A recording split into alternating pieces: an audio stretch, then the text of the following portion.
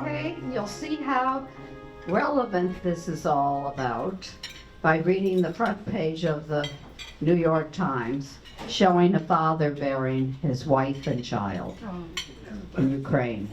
It's horrible. It's a nightmare. Now, Alexandra Vacroux, if I say it wrong, Vacroux, I met years ago because she came and talked about Russia, which I have been, and I asked her to bring it to the Kudera Institute. She worked for the Davis family at Harvard, they specialized in Eastern Europe, Russia, Eurasia. She was the executive director and the driving force behind their regional studies and their master program. She trained and mentored a generation of scholars. Many of them were advising governments shape policies and work directly on Ukraine.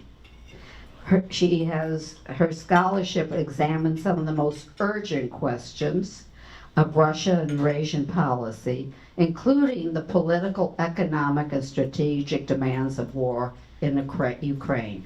The reason I'm going through this is because she's setting up a group like this, not with Harvard, but a group like this in Ukraine. They need it desperately because once they have nobody.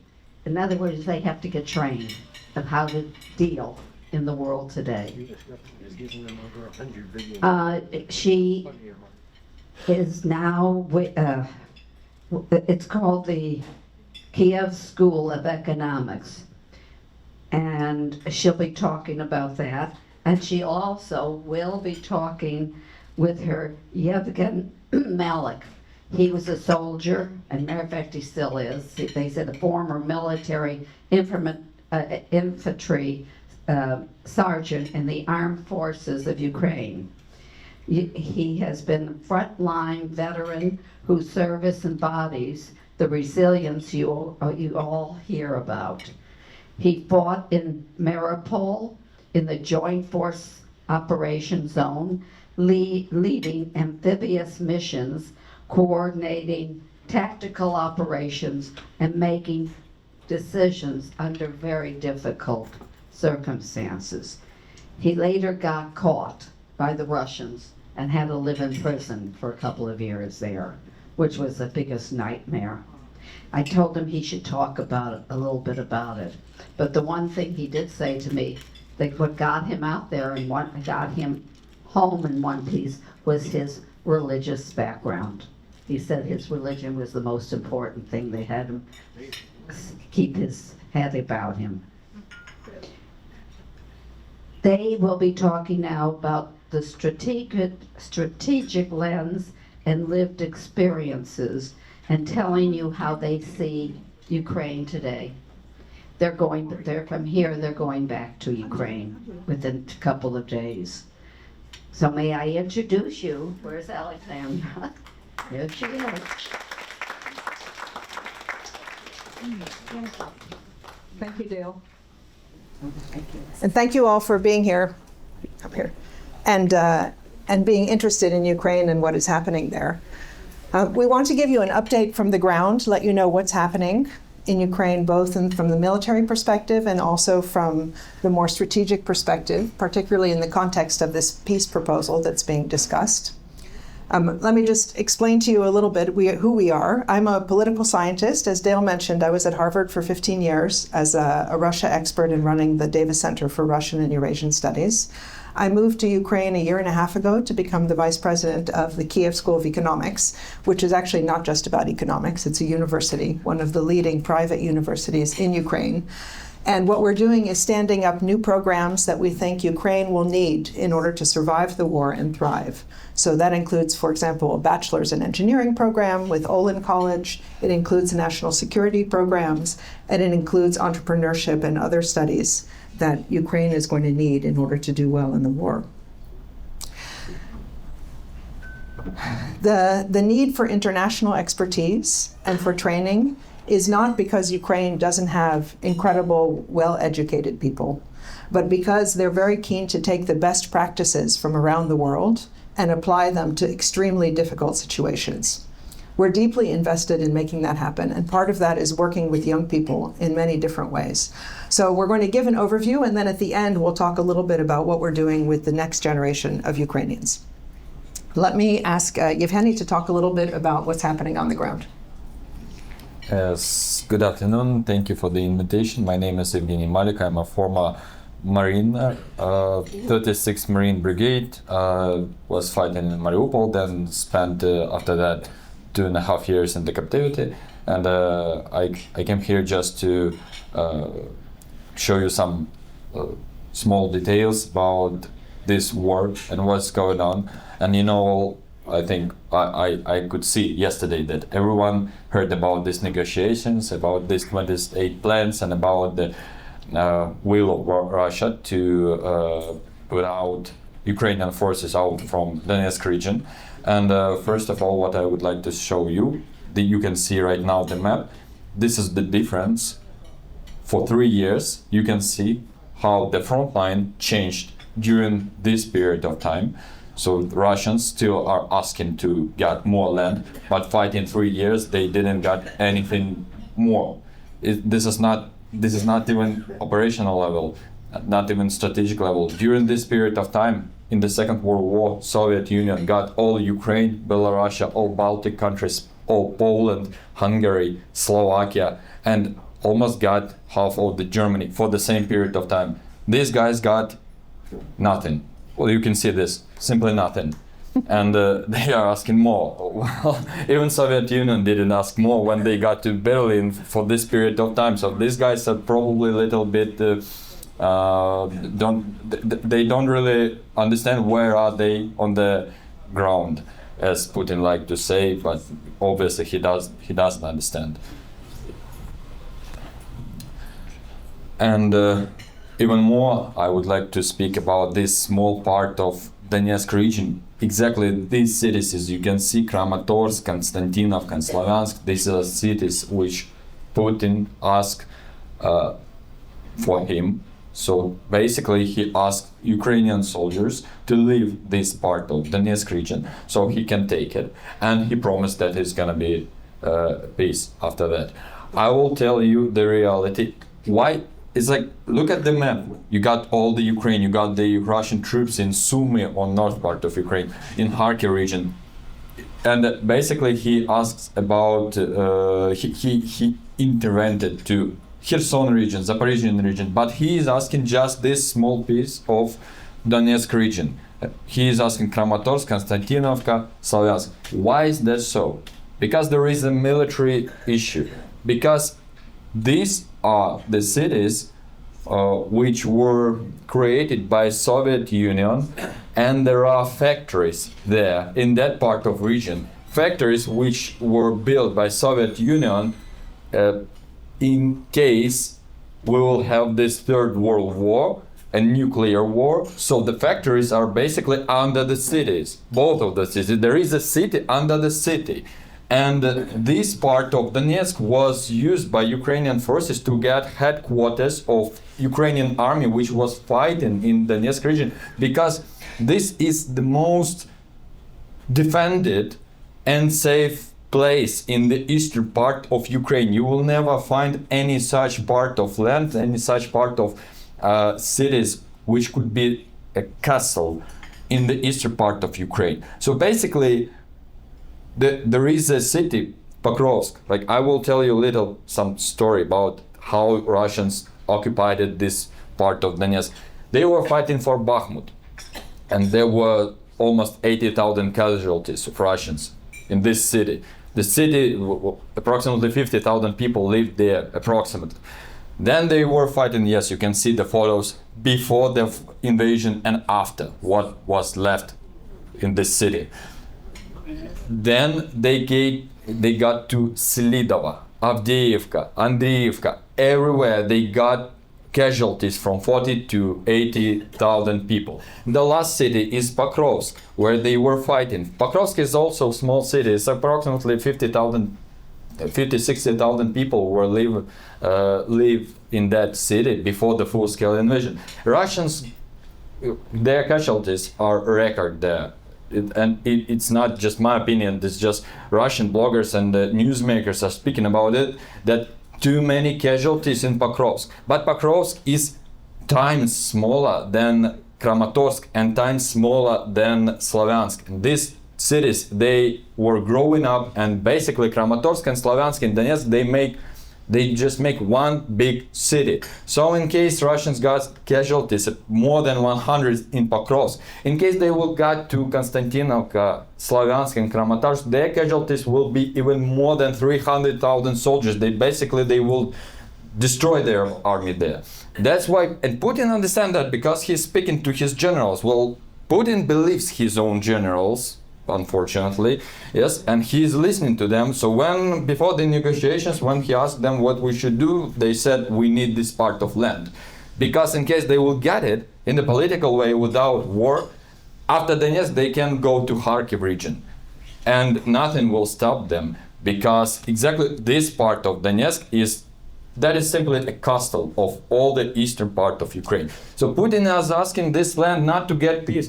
He is asking this small part of land just to move forward, because these three cities, this is the only what stops him to involve the eastern part of Ukraine. Thank you. So the other problem is that Russia is not just attacking along the front line, which, by the way, is 750 miles. So the front line is the distance from New York to Detroit, for example. Very difficult to defend, particularly if there are manpower problems. But Putin is striking not only on the front line. There was an attack last week in Ternopil. You probably saw these terrible pictures of an apartment building. 33 people were killed and 94 were injured. And just last night, there was another massive attack across Ukraine, and more people killed in Kyiv, as Dale mentioned. What we're seeing is that a couple times a week, Russia will launch these kinds of attacks, including last night. So the yellow lines here are drones that are flying in. Now we're getting about 400 drones in a night. You can see sometimes they're concentrated on Kyiv, sometimes they're across the country. Plus you get missiles. So you have supersonic missiles, you have cruise missiles, you have ballistic missiles, 15, 20 a night.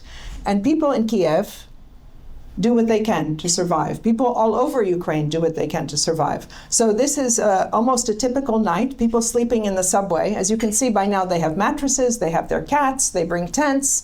And the amazing thing is that it feels completely safe to be sleeping in the metro. And probably it is the safest place in Kyiv. But most people are staying in their apartments. Maybe they sleep in the bathtub or in the closet. And then the next morning they get up and they go to work, right?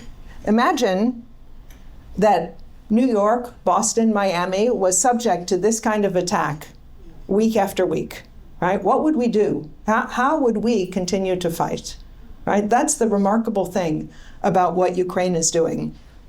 And in light of this kind of ongoing struggle and the ongoing exhaustion, it's impossible to say that the Ukrainians don't want peace. They want peace more than anyone. But they're not willing to do that in a way that sacrifices their safety. For example, by them giving up that part of Donetsk and then allowing the Russians to continue fighting in 2 or 3 years. No Ukrainian wants to stop the war now and then have to restart in a couple years. That will be much more difficult than continuing to fight. So what about this peace plan?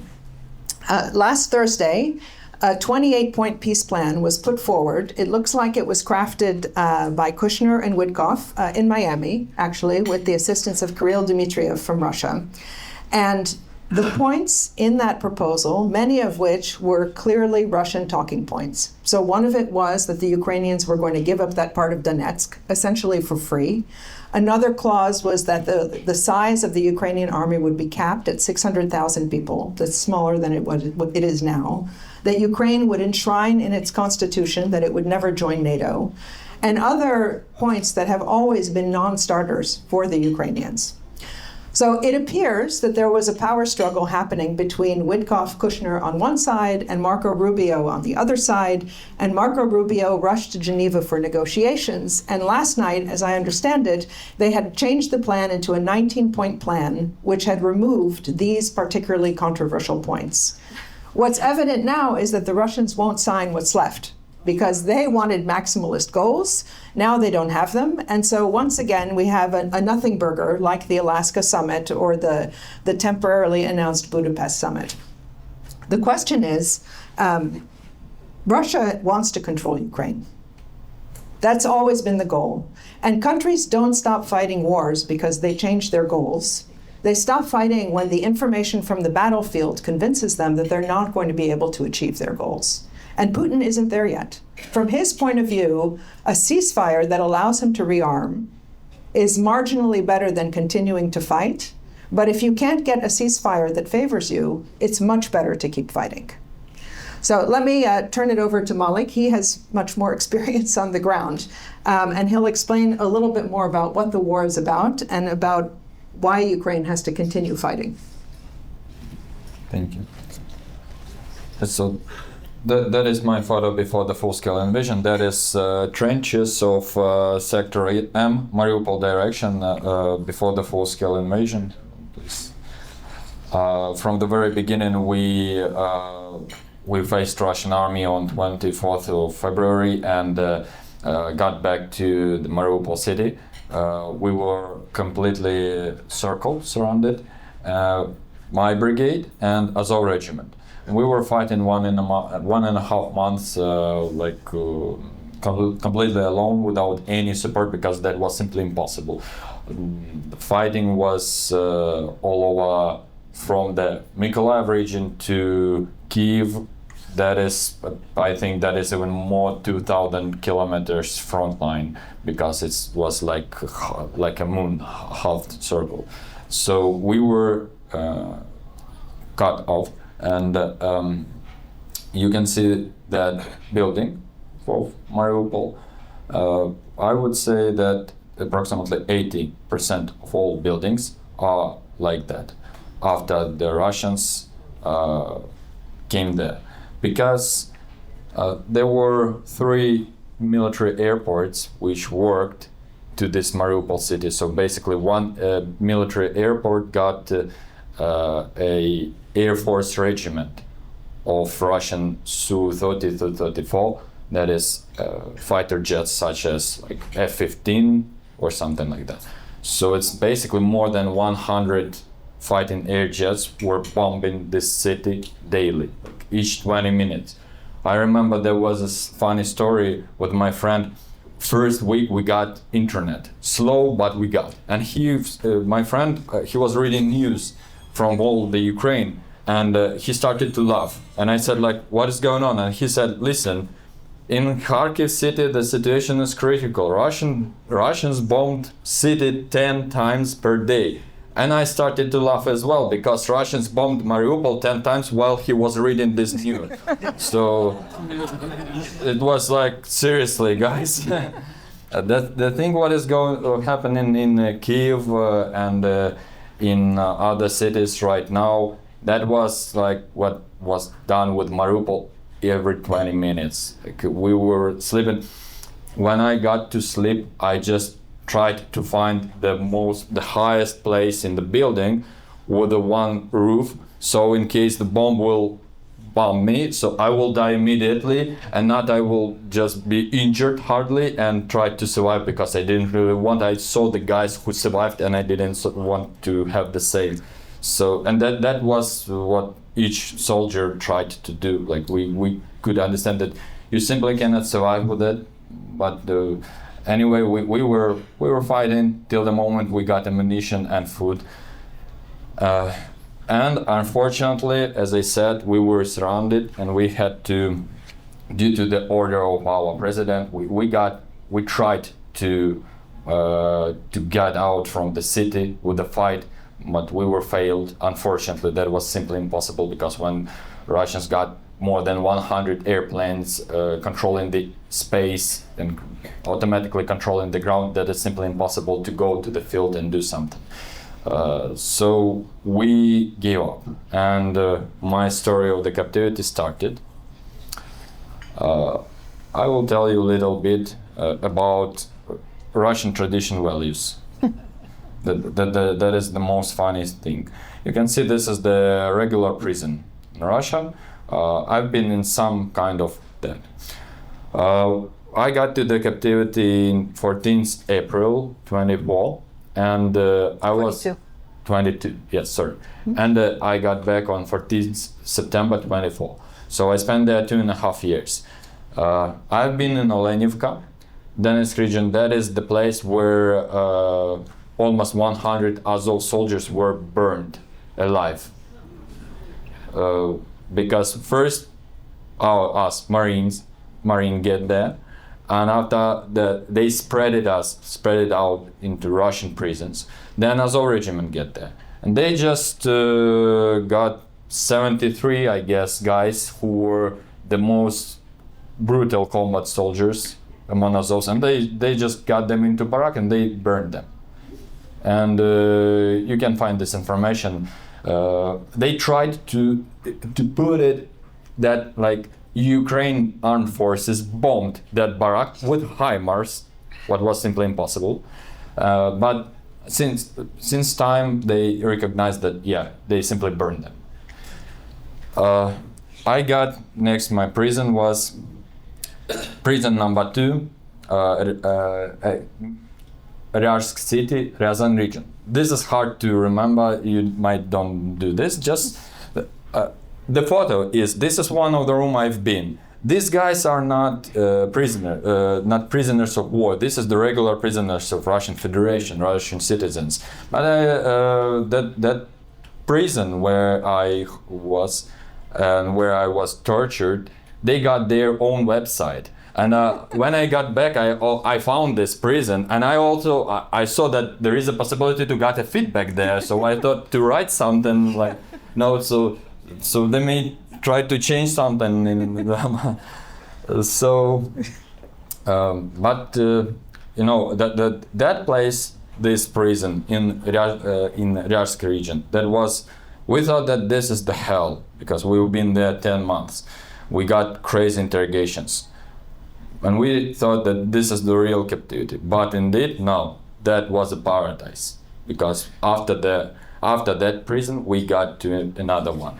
Prison number 10, village Udarnaya, Autonomic Republic of Mordva.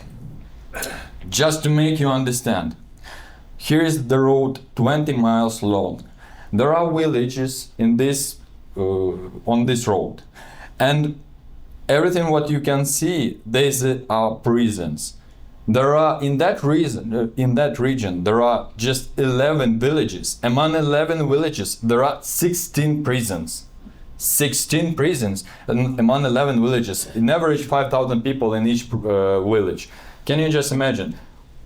And this is something what I try to explain people about Russians, because they don't understand that. People who, you know, when you come from United States to Russia to visit it, where are you going? You're going to Moscow, maximum St. Petersburg. You don't go to Mordva, isn't it? You don't even know where is it. But Mordva, this is 90% of Russian federations. Everything. They got more prisons than villages. They got. I got a joke, but this is not a joke. This is the reality. The history of some Russian prisons is even longer than the history of a list of states on our planet right now, and this is the reality. So they are so good as prison guards. We heard, just think about, in this village where I was in the prison, there are guards. They are local guys from the village. Basically, you don't have anything except the prison there. So in case you want to work, where will you go? You go to the prison. So the guy who works there, he works in the prison. But he got a father before in this village. Try to guess where father worked before. In prison. And he got the grandfather. Where was this grandfather? He was in the prison. Then you got 11 villages with 16 prisons. Dozens of thousands people who works there. They were joking on the corridor among them other, that you are a prisoner of this prison or the guard of this prison. You don't have the third way in this life. So, and I want to mention that Mordva, this is the region with their nationality. This is Autonomic Republic. So Mordva used to be independent someday, very long time ago. That is some mini Ukraine. And they were independent now they are with Russia. Look at it. The best civilization what Russia bring there, jails, prisons. That's it. There's nothing there. And they want to make the same with Ukraine. They want to make this Mordva in Ukraine. Why? We don't need that. No. You will never find any nationality, any state which would like to have something like that, isn't it? We don't need like one normal city in Moscow where everyone will go, and we will have just prisons for all our own people. Like, what the hell? This is so ridiculous. We don't need this. No one will like this story, isn't it? So I would like to tell a little more about the way that Russians treat us during this captivity. There are two things you have to know: the regime and interrogations. Regime in Mordva was like that. From 6 a.m. to 10 p.m. you have to stand still like this. You're not allowed to walk, you're not allowed to speak, you're not allowed to sit in case you're tired, you're not allowed to lean on the bed or on the wall, you're not allowed to go to the toilet without an order, you are not allowed even to drink water without an order. Basically, you're not allowed even to watch into the window. How they control that? In each room you got video camera. In each barrack you got officer on duty who watches the monitors like that. And in case he see that in some room someone is breaking the rules, he calls this special force guards. This is I know for sure that was OMON, SOBR. In Russia everyone knows what does it mean, OMON and SOBR. That is police SWAT. So they were coming to the room where someone broke these rules, got guys from the room. In average, we got from 6 to 10 prisoners in each room. In average, 8 people in 20-meter square room. They got them to the corridor and they start to beat you up with plastic tubes, police batons, electroshockers, dogs as well, because police got the dogs in the prison, and they let them to bite us, our legs, etc. So that was the regime, like, and daily they got this checkout from 9 a.m. to 11 a.m. approximately. That means that they just, well, that was their fun. You know, they were coming and beating up everyone. We got 37 rooms in my barrack. My room was number 35. So they were coming every morning and just take the people to the corridor from first room, then another, and they were beaten up each room during approximately 3 minutes. Maybe someone can tell that that's not a lot, but believe me, that's more than enough. And the worst thing was that my room was 35, and I was listening all these screams during almost 2 hours because people were beaten up. We got almost 280 people there in barracks. I was standing like listening, and like people were screaming and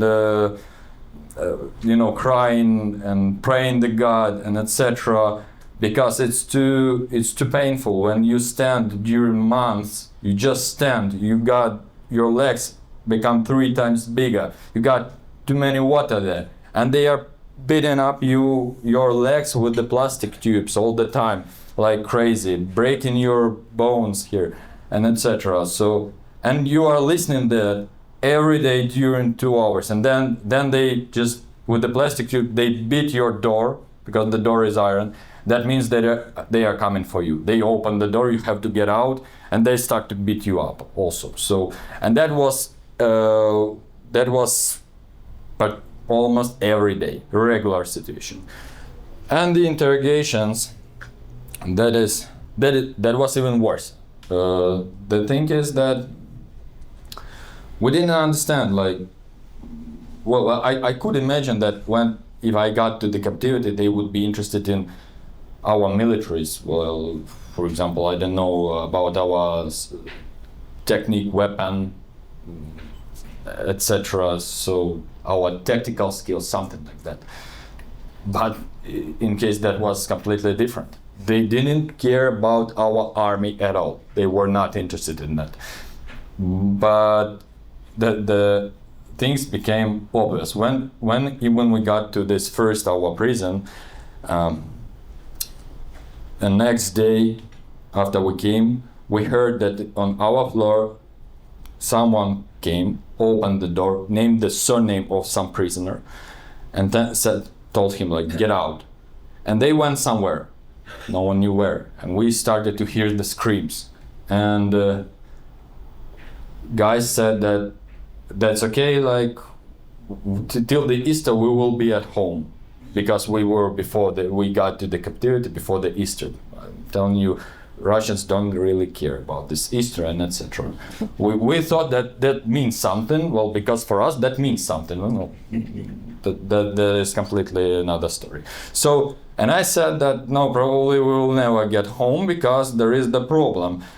And guy said like, which problem? And I said, look, before the full-scale invasion in Mariupol, there were 650,000 people in that city. And the city was completely surrounded, circled. Russians didn't let anyone to get out from there. None civilian, none militaries. So basically during 1.5 months, I think it was like probably almost 100,000 civilians were killed during the bombs. So tell me please, who killed them? Well, I don't think that. Well, one guy said, "Are you stupid? Like, are you mad to give such questions? Didn't you see what Russians were doing with their airplanes, air jets?" And I said, "Yes, of course. You will go to that room where is this guy right now, and you will tell them the story, and we will see what will happen to you." So the thing was truly like that. They tried to make us guilty for everything what happened in Mariupol. So basically, they tried to make us to recognize all these war crimes that not Russians were bombing the building and killed all the people, but that we did it, our army. So before Russians came, we were there, nothing happened. Then Russians came, and by accident, that was like exactly on time when we decided to kill all the people. Well, that happens, yes. Who could imagine? And that was like that you come to the room, to the interrogation, that they, FSB, that is in Soviet time that was KGB. Right now that name calls in Russia FSB. They work with that mostly. And they were torturing people in crazy stories. And the main thing was, like, to survive was to sign a paper that you like killed some amount of people. I know soldiers who signed the paper that they killed like 40 civilian people just for fun. And Russians got court in Rostov region, official court with the judge, with the everything. So and they during this court they said that here's the person who is blamed for killing the people, because he shot them, but during this court they would never tell that all these 40 dead civilian people were found in completely bombed building. They just do not mention that. And someone can tell that this is ridiculous, like how can we trust? We've seen the photo of Bakhmut.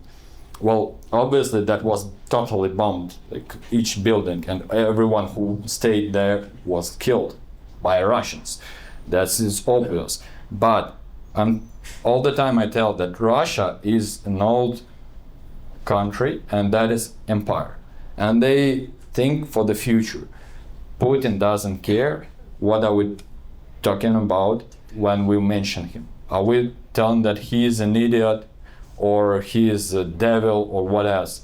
He doesn't care about it, and he doesn't care even in case someone will tell that his generals are stupid and etc. But he cares about the future. He cares about what is gonna be written in the books.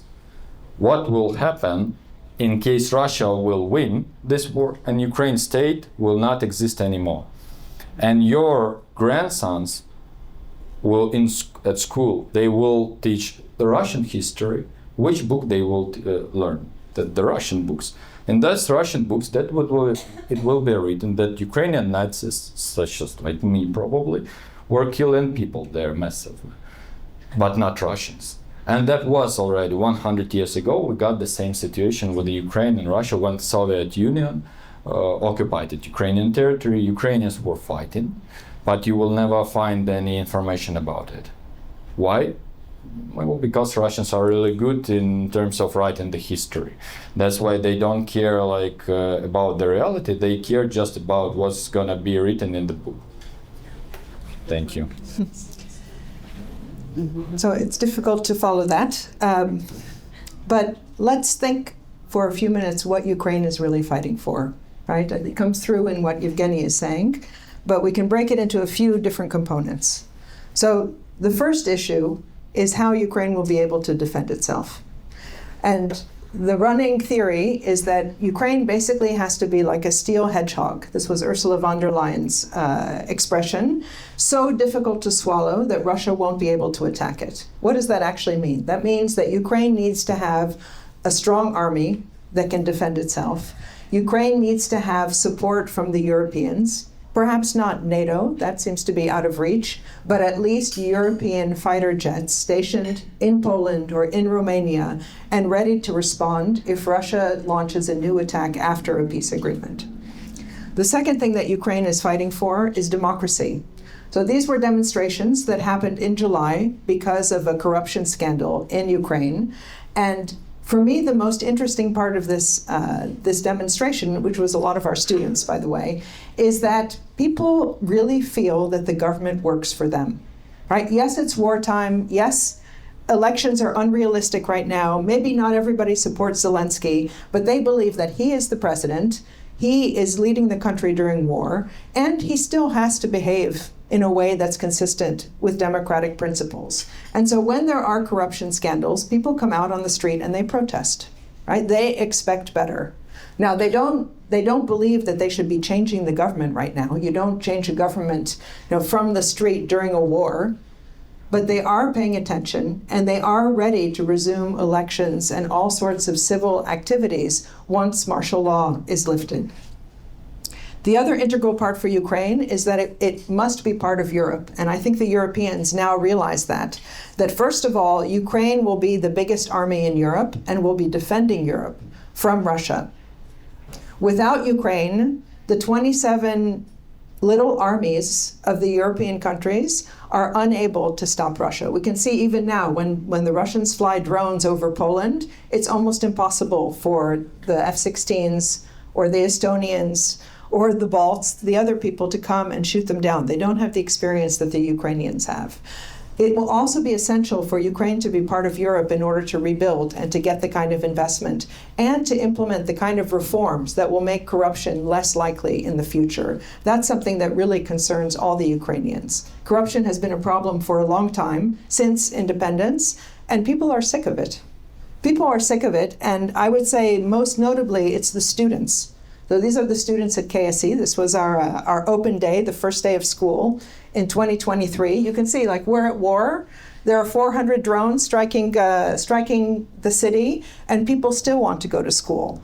And what you find is that the people who are visiting professors that come from Harvard or Yale or ETH Zurich, they cannot believe how engaged the students are.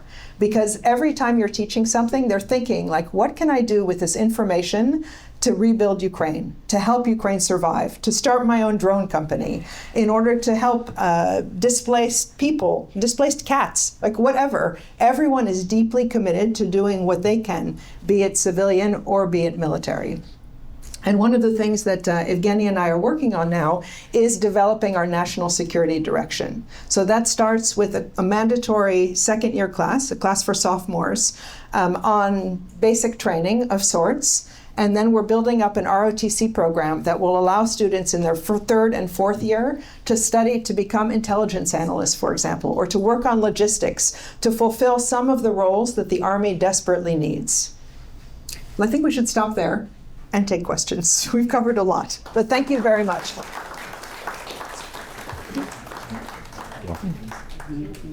Yes, you have to wait for the microphone. Going to be able to do this, considering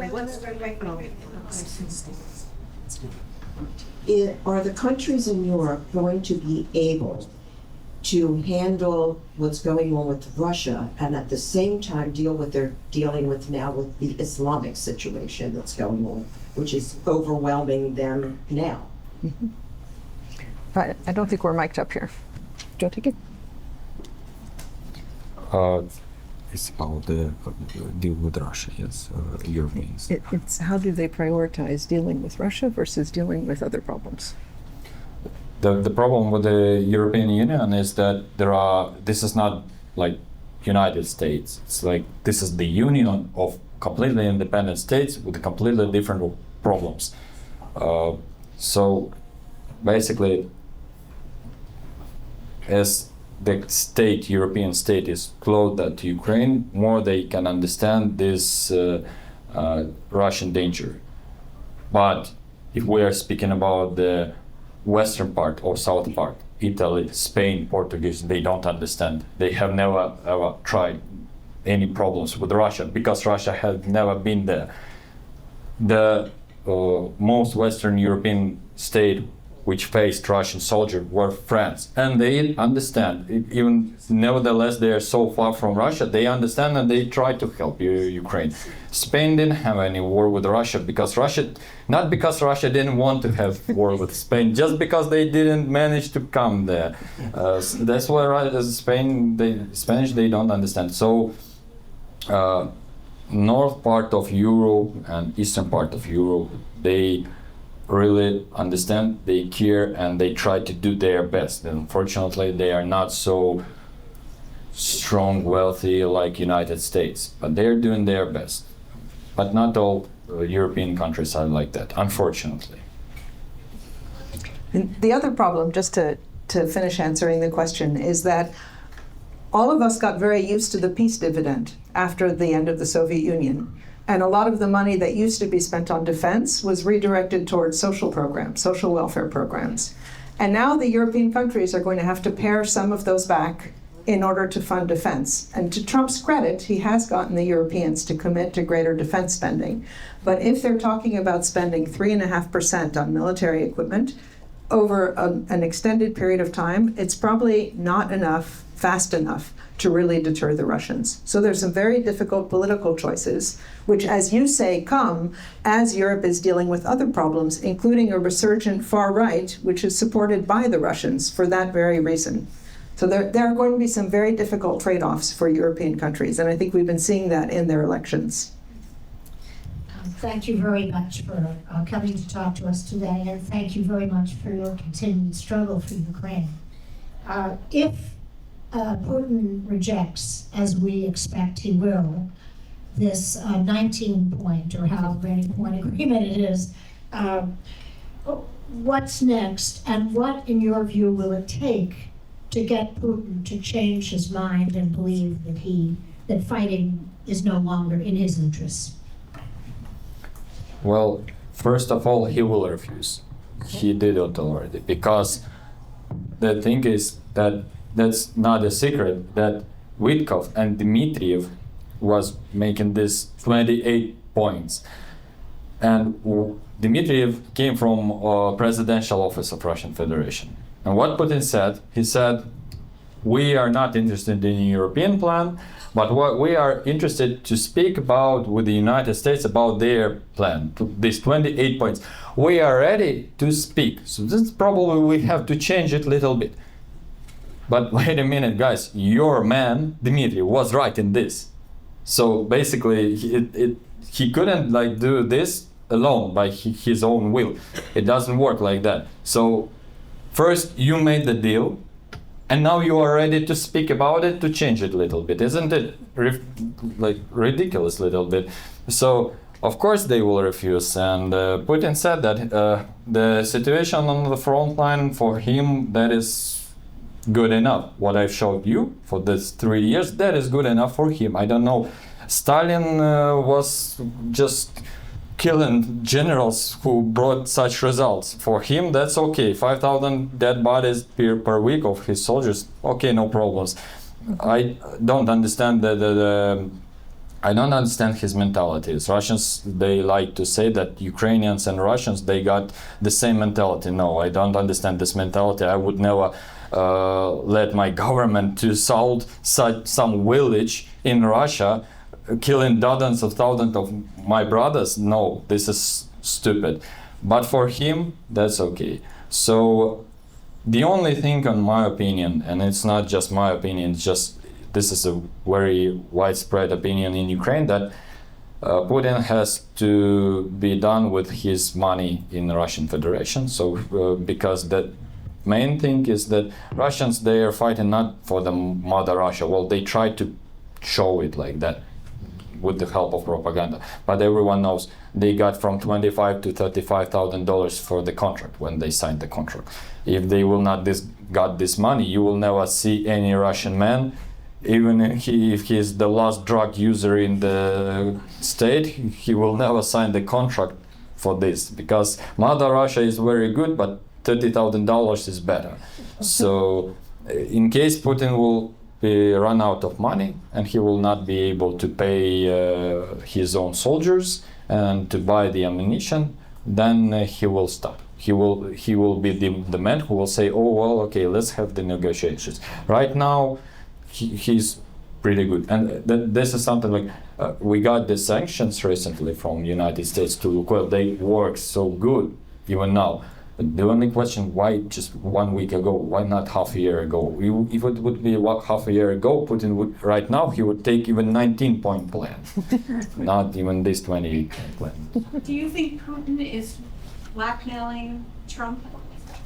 Do we think Putin is blackmailing Trump? I don't think so. I mean, I don't know if he had the goods on Trump before Trump became president, but certainly the times that Trump had meetings with Putin where he didn't want to have any other staff in the room, where he ripped up the notes, would have given Putin some kind of leverage over him, because now Putin knows something Trump doesn't want outsiders to know.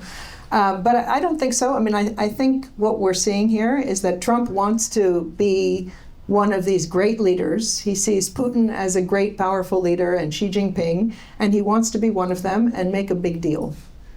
And I don't think that Trump needs to, or Putin doesn't have to have compromat or leverage over him to get him to be approaching and, let's say, debasing the United States in order to make a deal. Tell us a little about the restaurants when you were in captivity, all the great food you had, and how much weight you gained while you were there. Yes. The system was the same in any prison, no matter which region, which part of Russian Federation. Any prisoner will tell you the same. So it's 3 times per day. Breakfast, we got 1.5 piece of bread and a little part of porridge, but porridge mostly with water. You don't need the spoon to eat it. You may just drink it. And half cup of tea. This is that it shows that we were angry not about the bread or about the porridge. We were angry because of tea, because there is a cup. Give me whole cup of tea. No, just a half, like all the time. What is wrong with you guys? Are you so greedy even to give that tea? Like, this is the water. No, half cup. No more. Then dinner, 2 pieces of bread and soup with the vegetables, sometimes small piece of meat, but again, you don't really need a spoon, just drink it and you're good. Supper, 1.5 cup of tea, of course, do not forget about it, delicious. And supper, 1.5 piece of bread, soup with the vegetables and with the fish. We know that fish was there because we could find the bones of fish and smell. So that was obvious. And half cup of tea, of course, yes. How much weight did you lose? The thing is that everyone loses the weight. It's like, this is the system.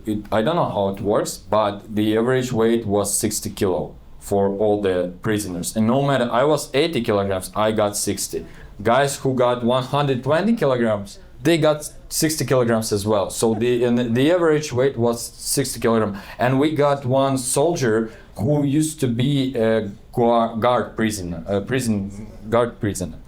And he said that this is the system, this is the diet. You got in prison, in Russian prisons, 10 diets, 10 numbered list of diets. And he said, this is the diet number 9. So we will be, we will lose the minimum calories just to survive. And so we will not be dangerous for these guys. So the thing was to feed us so in such a manner so we will be not able to escape or to make some dangers to this prison guard. How about your birthday? Excuse me. A piece of chocolate. Trump's popularity is supposedly coming down in the United States, but is it being replaced for love of Ukraine? You're asking me? Where you gonna, how are you gonna do that exchange? Because, because Trump basically follows what Putin wants. But we rely on people in the United States because this is the thing, like United States still is not Russian Federation. In Russian Federation, yes, Putin is the main person, and if you want to get something, you have to deal with him. In the United States, it's still democracy, as I know, so people matters. And Trump, maybe he likes something, but we rely on people here, first of all. The woman in the back with the question. I've been waiting quite a while. Two-part question. I noticed in your map, the Russians have taken over all of the water, the areas where there's ports and water, which you have shipping lanes. That's what it looks like to me. And you showed that map originally. So can you discuss the economy? I know that's a big one, but I mean, what is happening? How is Ukraine surviving? They have wheat. We know they're the breadbasket of Europe and the world, and they also have minerals. How are they managing their economy with this particular swath now completely controlled by Russia? Thanks. So the important thing on this map, if you look in the far left corner, you see Odessa, which was the biggest port in Ukraine and which remains in Ukrainian hands. So one of the most amazing things about the war is that the Ukrainians are now shipping the same amount of grain and wheat as they were before the war. So originally there was this Black Sea grain deal where there was an agreement between the Russians and the Ukrainians that they could use the Black Sea in order to ship grain because people were worried about starvation in African countries. But the Russians refused to extend the deal in the summer of 23. And the Ukrainians figured out, first of all, how to use sea drones to chase the Russian fleet out of the Black Sea. So they used to be based in Crimea, that peninsula, and now the Black Sea fleet is hidden behind the peninsula because the Ukrainian drones have pushed them out of the Black Sea. And by opening up sea lanes that hug that western coast from Odessa all the way down to Istanbul, they're able to ship as much grain as they did before the war. That being said, the Ukrainian economy is not doing well. They have a deficit of about $60 billion for the next couple years. Sorry? Oh, they have a deficit of about $60 billion, and they're very dependent on Europe to provide that funding. So Europe has been, until the United States stopped providing military aid, the US was dominating the provision of military aid, and the Europeans were giving financial support and humanitarian support. And that was allowing Ukraine to close its budget gap. So though they weren't paying for the army, the Ukrainians are paying for the army themselves, but the Europeans were helping to pay for the other public sector workers like teachers and doctors and the rest of the population. That is now an open question. That's why the Europeans have been negotiating so vigorously to try and use the frozen assets that are mostly in Belgium, that belong to Russia, but that the Europeans are trying to leverage in order to provide Ukraine with money to fill that gap for the next couple of years. Thank you.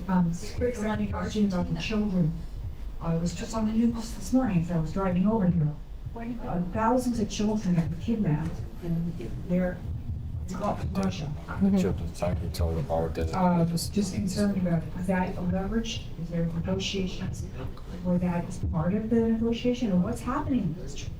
So this is an extremely painful question for Ukraine. There are up to 20,000 Ukrainian children that have been taken either from the occupied territories from the occupied territories or during conflict. Some of them are so young that they don't know their names, right? They're unable to speak.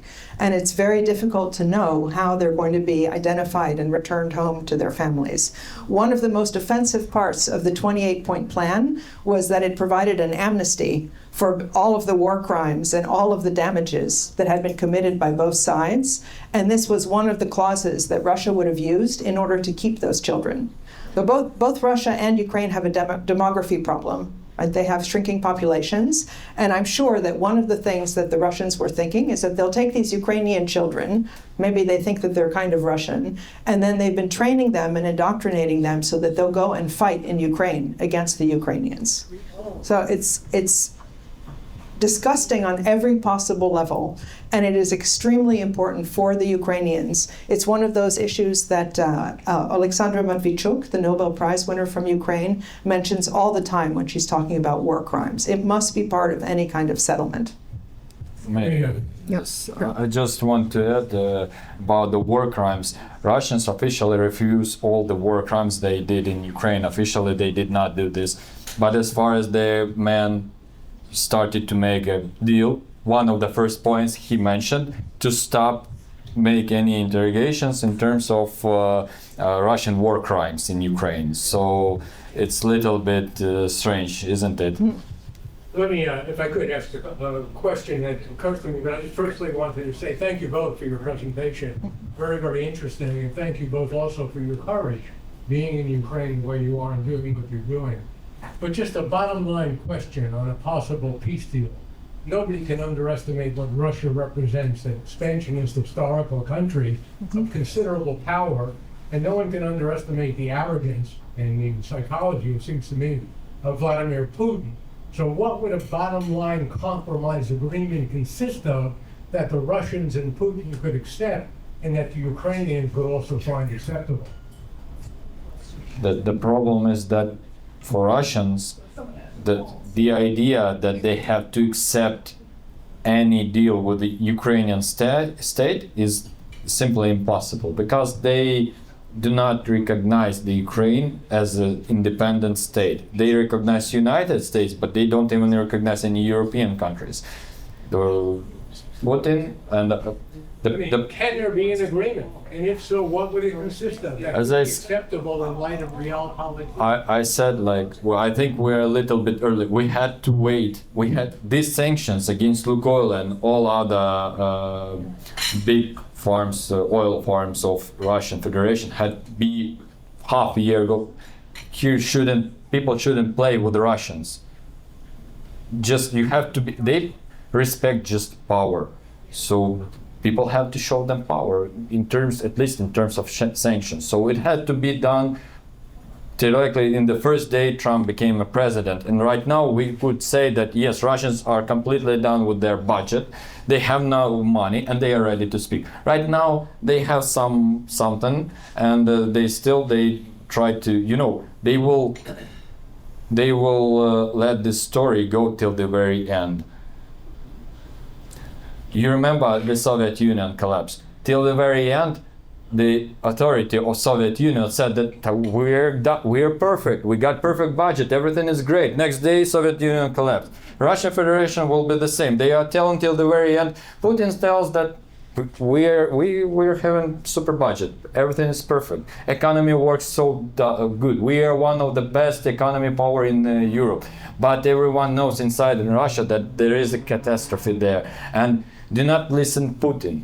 Try to find different sources on YouTube, on internet, and try to translate it, and you will see what people inside Russia, what are they saying.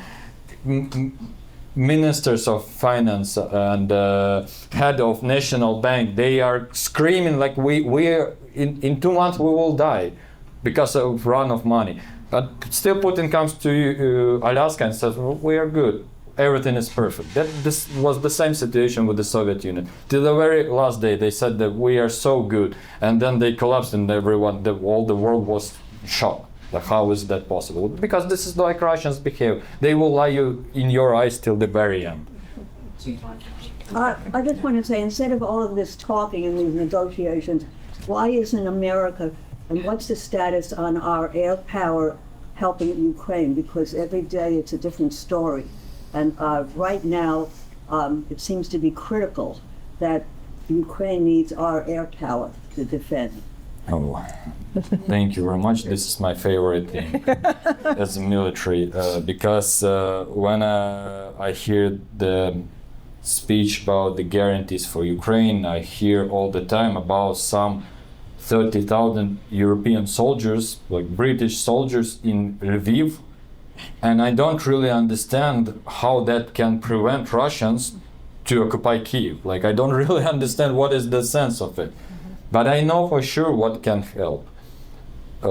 NATO air forces, not just United States, but British, German, Italian, Swedish air forces in Poland, Romania, hundreds and hundreds of jets.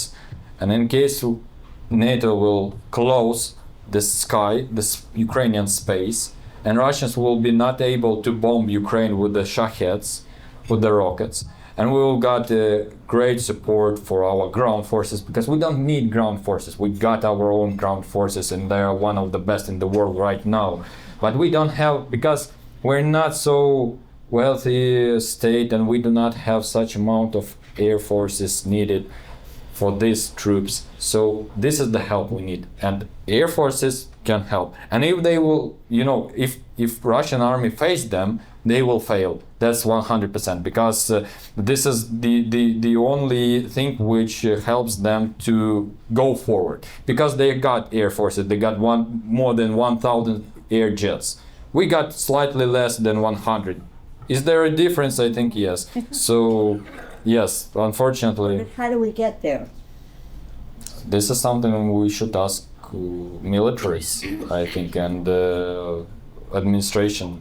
I'm not the man who should. You can get that directly. Just come and say hello. Yeah. That's it. That you don't need Russian permission for that, isn't it? If you need Ukrainian permission, I'm telling you, just call Zelensky. In 1 second he will say, "Welcome to Ukraine." Yeah. Please, like you can be wherever you want. So just I don't know, a question of will, political will probably. This is the main question. So we read in the press that there's a manpower issue in Ukraine, and that many of the villages are hiding. It's hard even to get a plumber because everybody doesn't want to go outside of their house. So, again, that's what we're reading. Unlike early in the war, when there seemed to be actually volunteers, now people are hiding. Again, that's what we read in the press. What is your take on that? This is the historical issue, because when it was the Second World War, and the Soviet Union said that, all right, everyone goes to army, people were not able to escape to European Union, because European Union didn't exist at that time. Now we got the problem. People want to leave. Well, I don't know, this is like, so we got this problem. Yes, people want to leave, could you imagine? So when military says that let's go to the front line and send a letter to some person, he got an opportunity to escape to the European Union and start new life. And this is pretty, well, I can understand them, because, I am the patriot of my country, and I was one of the first soldiers who faced Russian army. And I thought that I'm pretty brave. But I'm telling you, when first Russian tank shot me, directly, and I survived, I don't know, by accident, by mirror, exactly at that second, I was ready to break my contract and escape to Poland. Because this is really scary, So, yes, we got this problem. But Russians got the problems as well. As I said, that they are paid really well, $30,000. In case we would pay our soldiers $30,000 for the contract, you would see like twice bigger army, I don't know, in a couple of months. Why doesn't Ukraine institute a draft for young men? Draft? Why aren't you drafting young men, 18 to 25? Because there are not a lot of them, unfortunately, and we try to save the youngest generation for the future. Because in case they will die, then the question is what was it for? We are fighting, not Russians are fighting for the land. We are fighting for the people. That's the difference. So we just need the future. For that we need the people. Okay, I'm just Yes. tired of holding this. So let me ask my question. So firstly, great admiration and thank you for appearing. You know, you've had a long history with Russia for generations. So those of us who don't have that background are struggling to get a sense of what you know in your gut and soul.